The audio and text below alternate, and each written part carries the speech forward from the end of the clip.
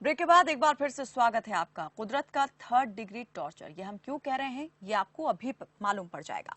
Corona के साथ बाढ़ की दोहरी मार से असम से लेकर बिहार तक लोग बेहाल हैं। बिहार से लेकर असम तक भारी बारिश और बाढ़ के कारण हाहाकार मचा है। नदियां उफान पर हैं और सैकड़ों गांव और शहर जलमग्न हो चुके हैं। देखिए रिपोर्ट।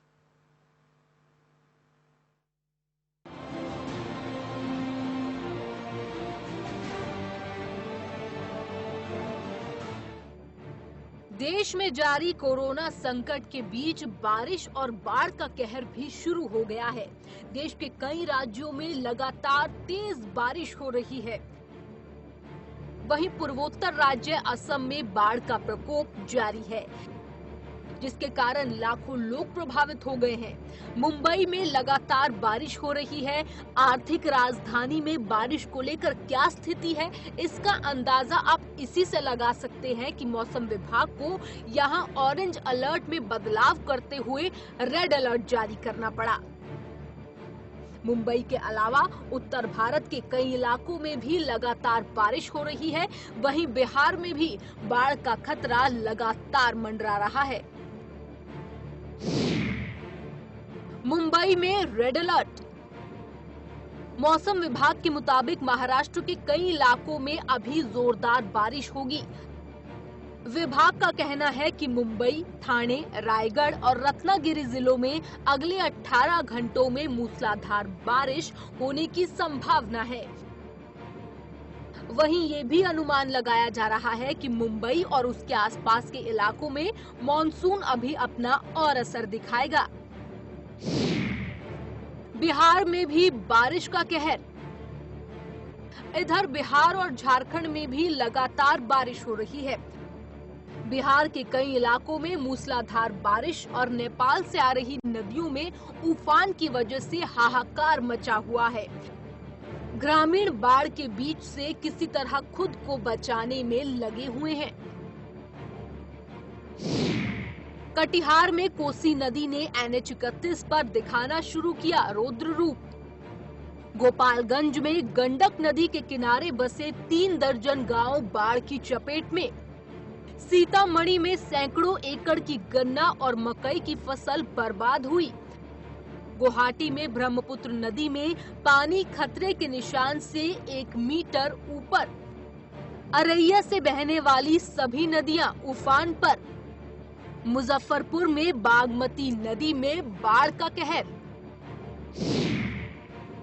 असम में भी बाढ़। पूर्वोत्तर राज्य असम में बारिश के कारण बाढ़ का प्रकोप जारी है। बाढ़ के कारण अब तक 36 लाख लोग प्रभावित हुए हैं। वहीं अब तक 92 लोगों की मौत हो गई है।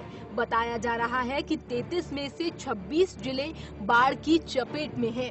इसके अलावा 67 पशुओं की भी मौत हुई है। ब्रह्मपुत्र समेत 8 नदियां खतरे के निशान से ऊपर बह रही हैं। वहीं भारत मौसम विज्ञान विभाग के मुताबिक भारी बारिश और बाढ़ से जूझ रहे बिहार समेत पूर्वोत्तर के प्रांतों को जल्द ही मॉनसून के कहर से राहत मिल सकती है, जबकि मौसम की बेरुखी झेल रहे उत्तर और मध्य भारत में मॉनसून की सक्रियता से बारिश की गतिविधियां बढ़ सकती हैं। न्यूज डेस्क, खबर फास्ट।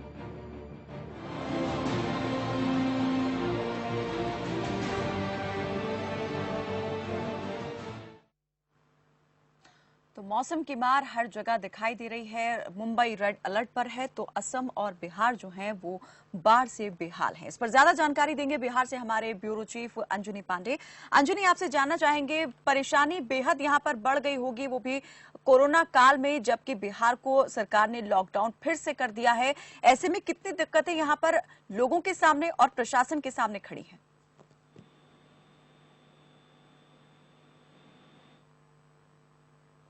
अंजनी, आपकी आवाज नहीं मिल पा रही है, हमें कोई तकनीकी दिक्कत है लगता है।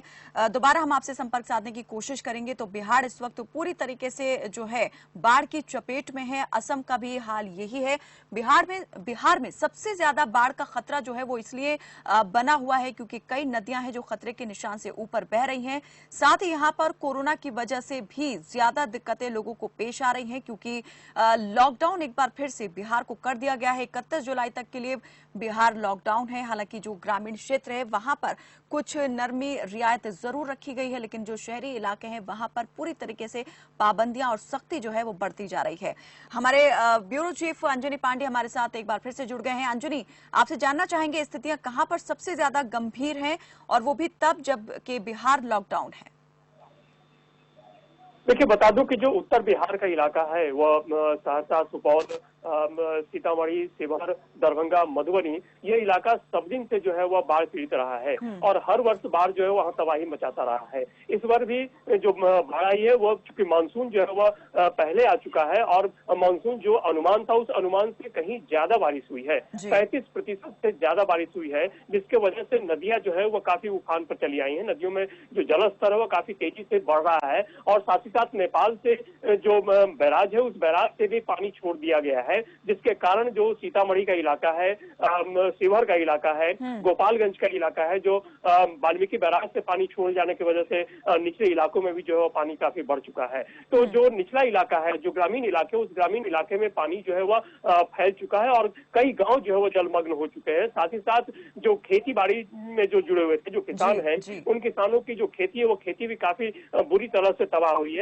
हजारों एकड़ में जैसे आपने बताया कई गांव यहाँ पर प्रभावित हैं, कितने लोग इस वक्त जो हैं बाढ़ की चपेट में है, इस आपदा का सामना कर रहे हैं? सरकार और प्रशासन की तरफ से क्या कदम उठाए गए हैं फौरी राहत के लिए? देखिए, वो राहत की बात जहां तक है तो सरकार पहले से ही सतर्क थी और जिस कोरोना काल में जब समीक्षा बैठक की जा रही थी उसी वक्त मुख्यमंत्री ने बाढ़ को लेकर के भी समीक्षा बैठक की थी और जितने भी अधिकारी हैं, जिलाधिकारी, उन सभी को एहतियात बरतने का आदेश दिया था कि किसी भी तरह से बाढ़ यदि आता है तो उस बाढ़ से निपटने के लिए प्रशासन जो पूरी तरह से तैयार रहे। प्रशासन का दावा भी है कि जो प्रशासन है वह पूरी तरह से तैयार है और लोगों की राहत सामग्री जो है पहुंचाई जा रही है। इस कोरोना काल में भी एक और बात थी कि जो राहत केंद्र स्थापित किए जाएंगे, राहत केंद्रों की संख्या जो है वह भी पहले से ज्यादा बढ़ा दी जाएगी, क्योंकि जो सोशल डिस्टेंसिंग है उस सोशल डिस्टेंसिंग का पालन करना जो है वह निहायत जरूरी है। और मुख्यमंत्री ने भी निर्देश दिया कि पहले से जो राहत आपदा केंद्र बनाए जाते थे उनसे संख्या इस बार जो है दुगनी बनाई जाए, ताकि जो लोग हैं वो सोशल डिस्टेंसिंग का पालन करते हुए रहे।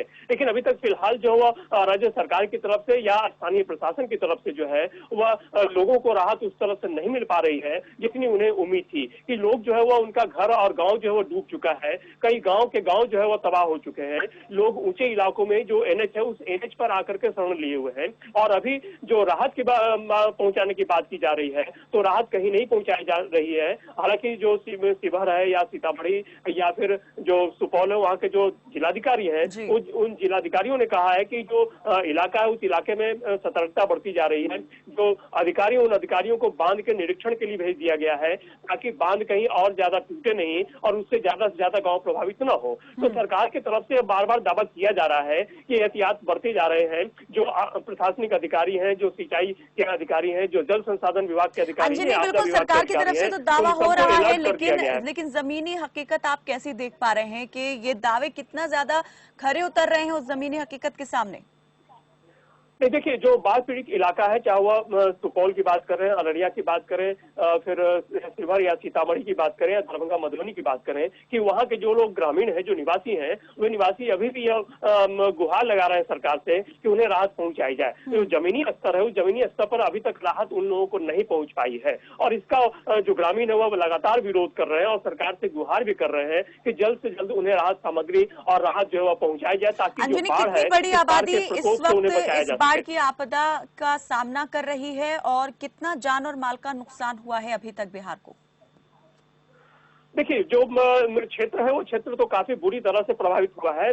कई क्षेत्रों में जो गांव हैं वो सैकड़ों के सैकड़ों गांव जो हैं वह पानी से पूरी तरह डूब चुके हैं। जहां तक लोगों के मरने की बात है तो अभी तक कोई आंकड़ा नहीं सामने आ पाया है, न तो आपदा विभाग की तरफ से न स्थानीय प्रशासन की तरफ से कि इस बाढ़ की चपेट में आने से किसी की मौत हुई है या फिर जो मवेशी, उन मवेशियों का भी नुकसान हुआ है, जो ग्रामीण है उन्हें उठाना पड़ा है। तो इस तरह से अभी किसी तरह के नुकसान की बात नहीं है, अभी प्राथमिक स्तर पर ही है यह। लेकिन जो नदियों का जलस्तर बढ़ रहा है तेजी से, उससे जो निचला इलाका है उस निचले इलाके में बुरी तरह से पानी जो है वो भर चुका है। जो स्कूल है ग्रामीण इलाके के, वो स्कूल में भी पानी भर चुका है। और सरकार और प्रशासन के सामने भी एक बड़ी चुनौती है कि जो बाढ़ है। प्रभावित है उन्हें किस तरह से राहत जो है वो पहुंचाई जाए, क्योंकि जो शिविर हैं उनकी संख्या भी सरकार ने जैसे कहा कि दुगनी करनी होगी, लेकिन कोरोना की वजह से कैसे सारे इंतजाम हो पाएंगे, क्योंकि एक बड़ा क्षेत्र बाढ़ की वजह से बिहार का इस वक्त प्रभावित है।